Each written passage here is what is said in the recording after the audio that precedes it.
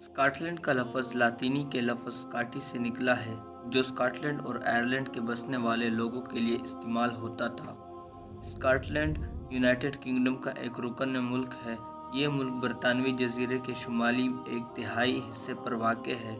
इसकी सरहदें जनूब की तरफ इंग्लिस्तान, जबकि मशरक़ में शुमाली समंदर, मगरब और शुमाल में नॉर्थ चैनल और आयरिश समंदर से मिलती है।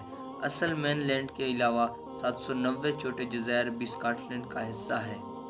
एडिनबरा स्कॉटलैंड का दारुल हुकूमत और दूसरा बड़ा शहर भी है।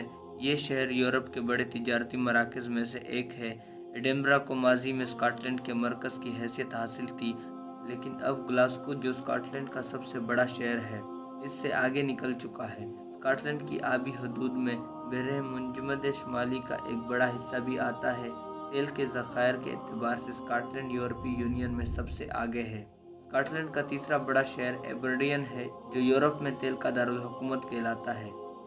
स्कॉटलैंड की रियासत 1707 तक एक खुद मुख्तार रियासत थी, जिसे बाद में ज़ाती पसंद की बिना पर इंग्लैंड और आयरलैंड से मिला दिया गया था। इसकी वजह यह थी कि जेम्स चुशम ऑफ स्कॉटलैंड बैक वक़्त इन दो रियासतों का बादशाह भी था। 17 मई 1707 को स्कॉटलैंड भी इस इल्हाक में शामिल हो गया और ये सब रियासतें मिलकर एक मुल्क बन गई। इस सिलसिले में 1706 में दोनों रियासतों की पार्लिमानों ने एक कानून मंजूर किया। ताहम इस इल्हाक के खिलाफ स्कॉटलैंड में आम मुजाहरे होते रहे थे। आज भी स्कॉटलैंड का अदालती और कानूनी निज़ाम और जुर्म व सज़ा इंग्लैंड और वेल्स और शुमाली आयरलैंड से अलग है। इंशाअल्लाह अगली वीडियो में मिलते हैं। अल्लाह हाफ़िज़।